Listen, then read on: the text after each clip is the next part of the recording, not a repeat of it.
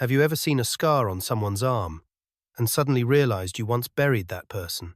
Wesley Rowe had never believed a memory could hit him like a punch to the gut. But that morning, in the quiet diner in Buffalo, when the waitress reached out to pour his coffee, time seemed to tear itself apart. A tattoo. Valkyrie 13. His hand trembled. His heart skipped a beat not out of fear, but out of hope. If she was still alive, how many other things he had believed had really been lies? All right, my dear viewers, get ready for a story that will leave you speechless. Take a moment to like the video, subscribe, and drop a comment below, telling me where you're watching from and what time it is in your part of the world. It's always exciting to see folks joining us from everywhere around the globe. Wesley Rowe had never dreamed of war. Men like him didn't dream they remembered. Every explosion compressed into a dull ache at the base of his skull. Every scream turned into an empty space in his breakfast. Sometimes, even the slightest noise would make his knuckles grind against the table's edge, as if he were latching a door between himself and hell. But what had kept him from sleeping soundly for nearly 2 decades didn't come from what he had seen. It came from what he had kept hidden. In 2006, he was a communications sergeant stationed at a remote Anbar outpost. He hadn't fought on the front lines, but he was the last to hear the voices of those who never returned. Valkyrie 13, a high-tech recon unit, sent to trace a strange signal near the border.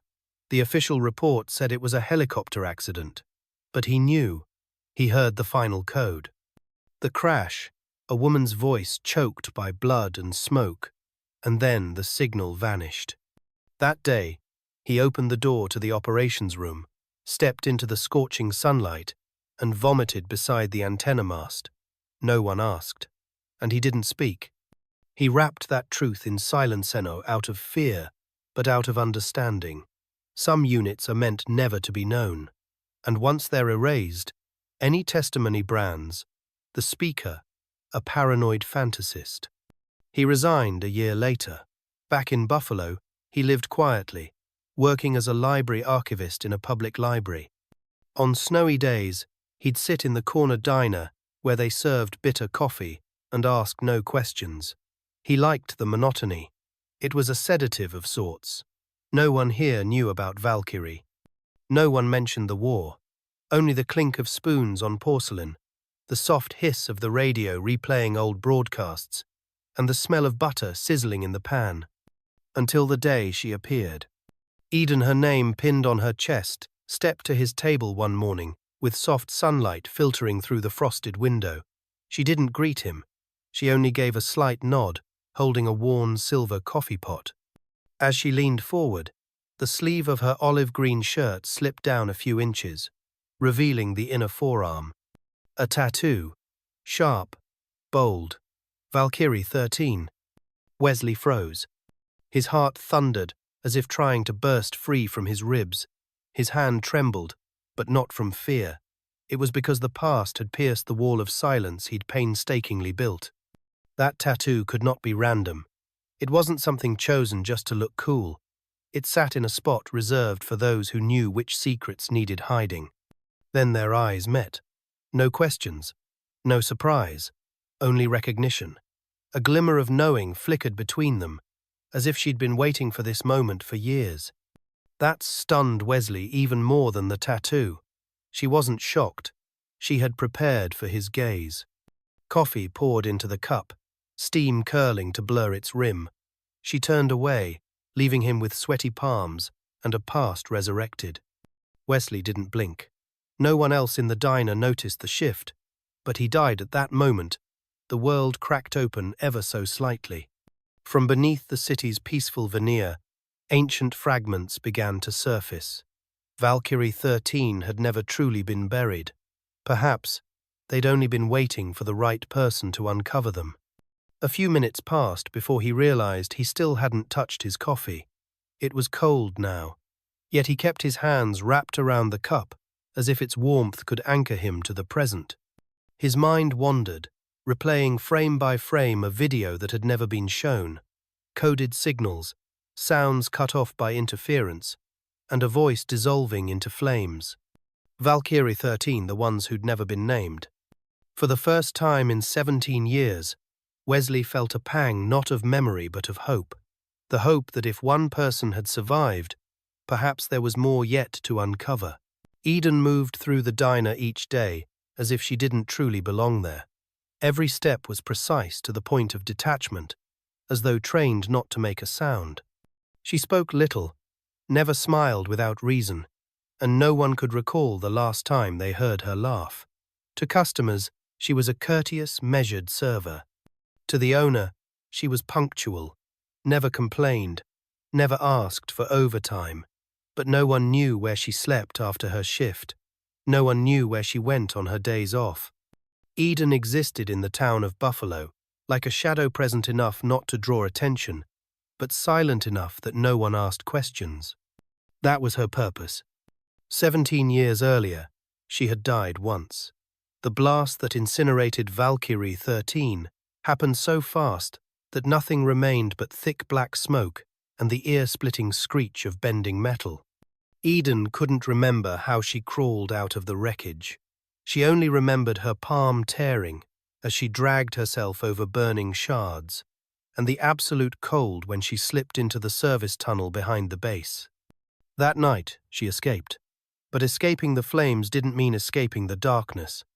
For the next 4 months, Eden was held at an off-map facility, an underground detention camp run by a military-industrial faction, those who thrived on war yet feared the truth more than stray bullets. There, her name was replaced by a code. Every day, the lights came on at 4 a.m. Every night, they went off at 10 p.m. No one was allowed to speak, and every sound was recorded.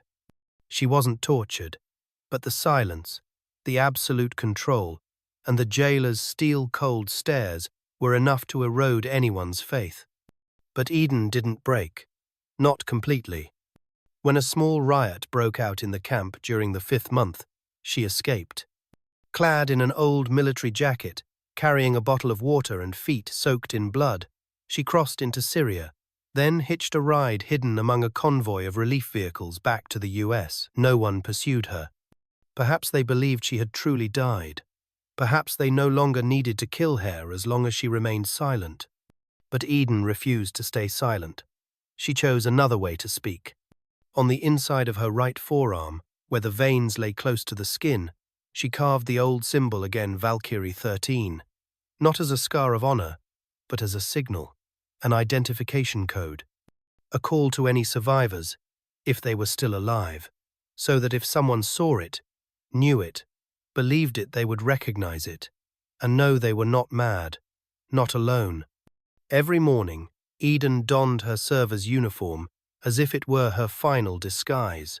Each cup of coffee she poured was a ritual to keep things normal, to prevent herself from shattering.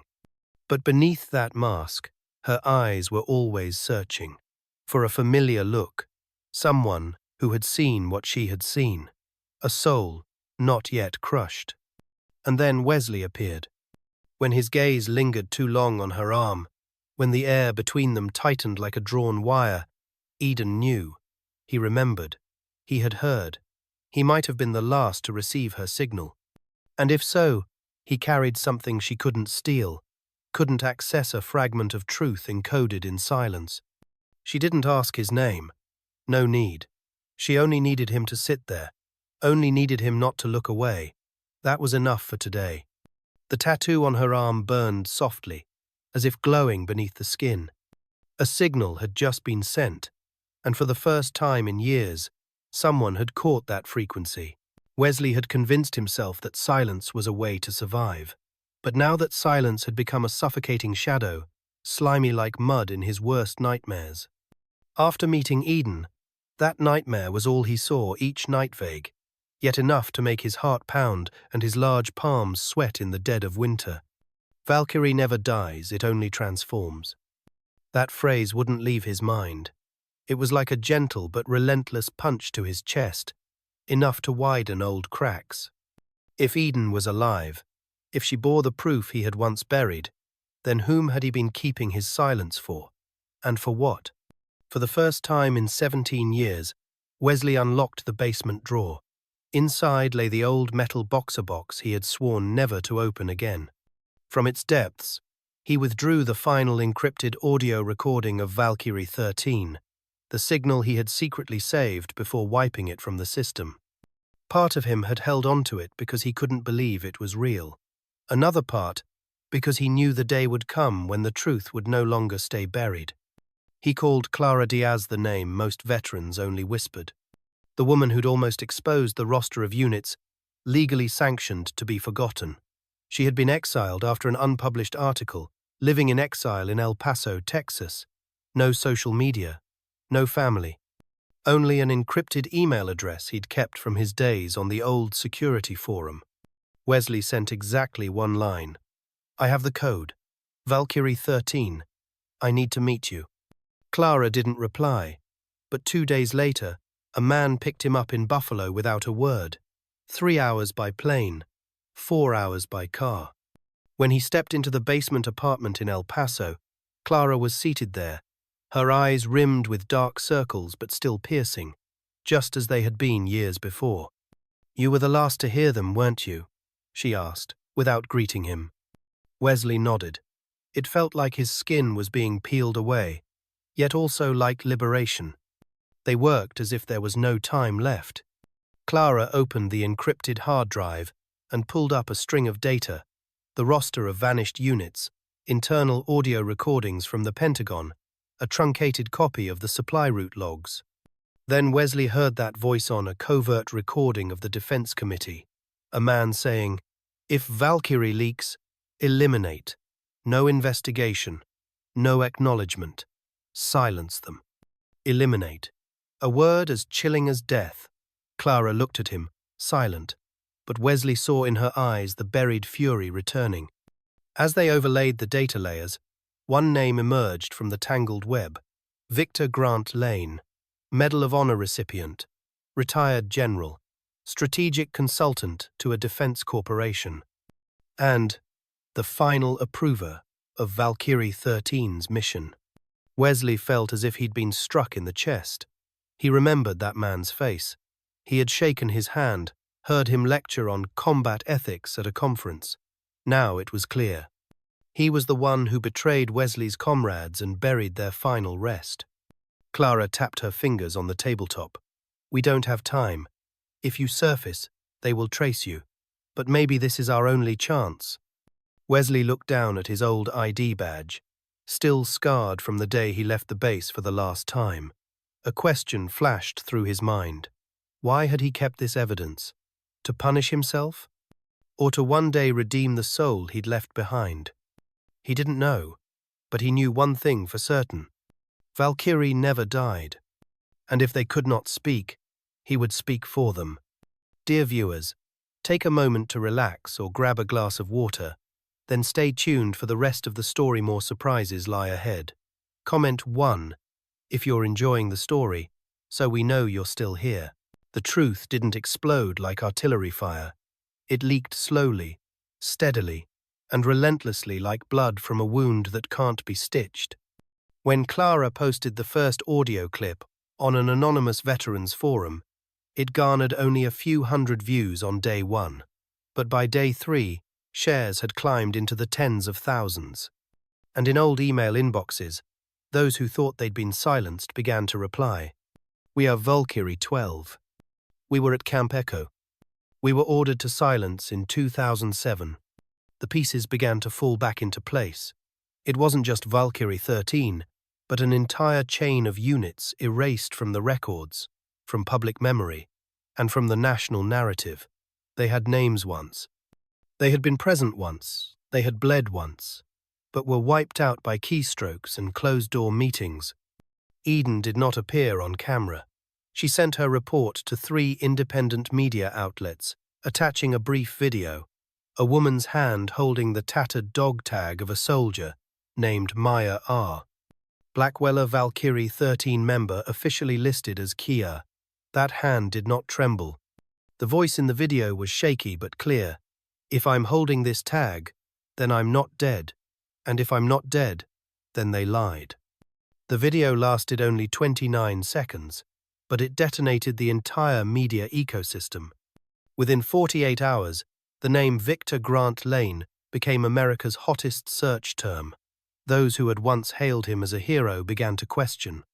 Veterans from far-flung states Montana, Georgia, New Hampshire stepped forward in turn, one presenting a copy of their mobilization orders, another producing an accidental recording from an old device, another sharing a clandestinely snapped satellite photo taken with a pocket camera.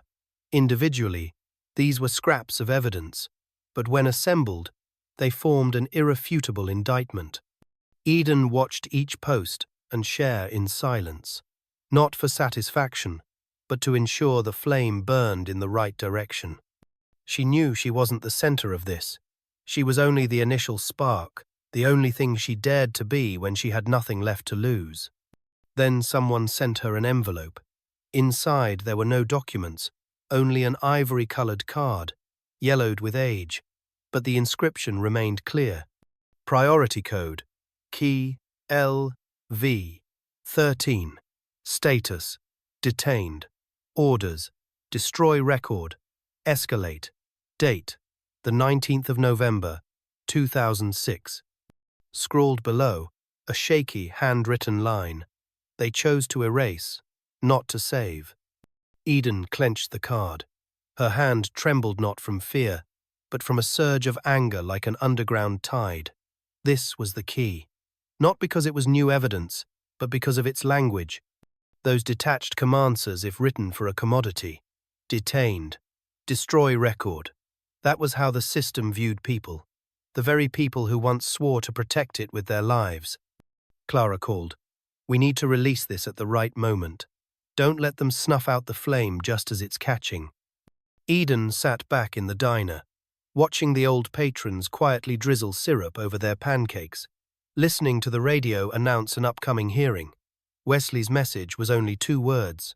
I'm ready. She understood. The time had come for the buried to hear their names spoken again, not as victims, but as living witnesses. Because sometimes the strongest fire doesn't come from rebellion but from the hearts of souls who once stayed silent. And in that very silence, Eden realized this fight wasn't just about exposing a traitor, but about restoring shape to those who had been reduced to numbers. She was no longer alone. Every message arriving in the anonymous inbox was a vow renewed. Every period in the report was a name demanding to be rewritten. That day, she spent hours rewriting each name on the absent list not as codes, but in her own handwriting. Every name, every birth date, every last known location. This was more than symbolism. It was a slow funeral for those never properly mourned. It was also a summons, so those souls would know it was time to come home. Denver, Colorado. Late September 2, warm for frost to form, yet the high plains wind still found its way into every fold of clothing, every crevice of the heart. The Colorado Convention Center was packed, mostly with salt and pepper heads and bodies that had once held the line. But all eyes were drawn to the stage where Eden stood, no medals, no uniform, just a woman whose eyes had seen what no one should ever see. She stepped onto the stage in an uncanny silence. No background music, no flashing lights, just a single microphone in the vast room, and hundreds of waiting gazes. Eden began without a greeting. Her voice was steady, neither high nor low, as if reading from a torn page of her journal. My name is Eden Rourke. I was the communications soldier of Valkyrie 13, and I was declared dead in November 2006. A few murmurs rose and were swallowed by the very stillness. Eden continued, each word dropping like pebbles into a still lake. I am not here to demand justice. I am here to remind you that we existed, that we were abandoned, and now we have returned to tell our story. She recounted the detention camp, the days without dates, the times she had to feign death, comrades blindfolded, cut off, then erased from the record, as if they had never existed. But she did not speak as one wounded, she spoke as a witness, carrying the memory of an entire unit. No one interrupted. No one left their seat. The air itself seemed to thicken, and something quietly shifted in every heart present. At the back of the hall, Wesley sat beside Clara. He looked at Eden as though seeing the true form of a soul for the first Timino consumed by darkness, but standing firm in the light. She closed her speech with a short sentencino tears, just a recalibration of the room's weight. We don't need pity. We need to be remembered by our true names. Silence stretched on. Then, unexpectedly, an elderly man stood. He wore a worn leather jacket, the badge of a unit disbanded in the 90s on his chest. His hair was pure white, his eyes bright but silent. He stepped slowly onto the Stagino assistants, only his wooden cane trembling with each step. Eden went still as he stopped before her. No words were needed, but he raised his hand. Gently, he laid it on her shoulder. "We are not forgotten," he whispered, his voice low but clear. "We too are living under another name." A moment of suspended breath. Then the entire hall seemed to exhale the tension held for 20 minutes. Another person stood, then another. Soon whole rows were rising, as though compelled by something unspoken, acknowledgement. No applause was necessary, no official proclamation required. The truth, spoken by a survivor, was enough to shift the atmosphere, and sometimes that is all it takes to start something new. That day, Eden did not exit via the VIP doors. She walked down the aisles, shaking hands with each person, listening to each whisper, "Thank you. I was there, too. I've been waiting for this day." Each phrase laid another stone in the foundation of a collective memory once displaced. Wesley followed quietly behind her. When they reached the grand foyer, bathed in late afternoon red sunlight, he turned and spoke just one line. "Valkyrie never dies. They just transform into fire." Eden nodded, and for the first time, she smiled. No one expected Victor Grant Lane to show up. After all, he was the one who vanished into the storm's eye, leaving behind a nation boiling over with unprosecuted crimes and unanswered accusations.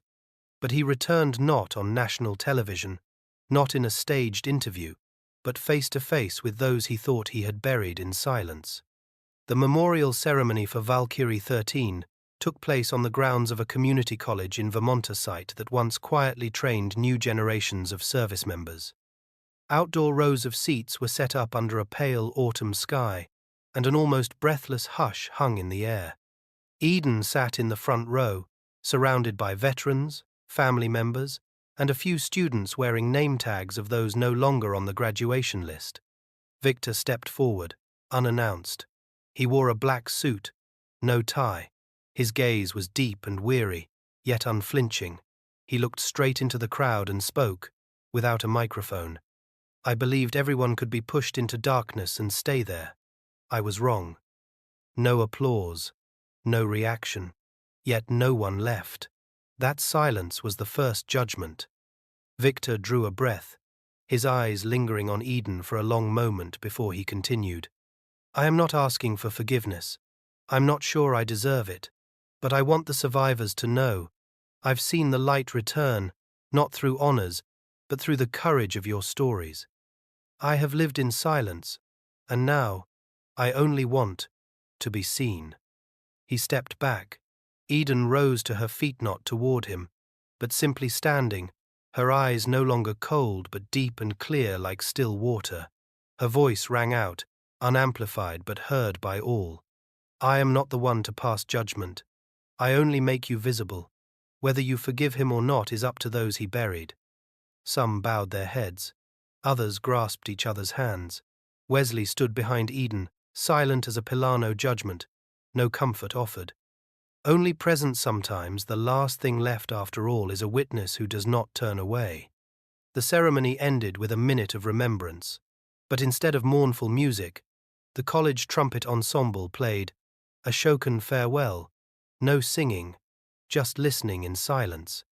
An elderly woman removed from her coat a framed photographer son, missing since 2006, and placed it on a small shrine. "At least now I know he didn't die alone," she said. That afternoon, Eden returned to the diner where it all began. She didn't sit at her usual table. Instead, she stood behind the counter and made herself a coffee. Light sliced through the window like a cut across memory, gentle but unblurring. A little girl, a regular customer, noticed the tattoo on Eden's arm and whispered, "Miss, what is Valkyrie?" Eden bent down, offering no lengthy explanation. She simply smiled and replied, "It's a reminder that there are those who dared to stand in the darkness." And in that moment, the tattoo was no longer a mark of pain. It became a symbol, evidence, a tribute. Wesley entered, carrying the morning paper. On the front page was a photo of Eden standing beside her comrade's portrait. Beneath a head, linear unembellished, just 4 words read, "We are still here." He set the paper on the table without a word, and they sat together, bathed in sunlight, surrounded by the clink of porcelain spoons, among people who were no longer victims but survivors who had spoken their truth. Some pains cannot be named. Some people like Eden or Wesley carry memories too heavy to share, but when a scar is seen, it stops being a wound, it becomes proof of courage. The story of Valkyrie 13 isn't just about war or betrayal. It's about the ability to rise from darkness, to honor what was lost, and to give each other a truth painful, yet the beginning of healing. If you have ever felt forgotten or held words unspoken, remember, there are those who have lived that way, and they are still here. Thank you for taking the time to listen. Share your thoughts in the comments. If this story touched your heart, don't hesitate to share it with the ones you love. And don't forget to subscribe to join us on our next journeys.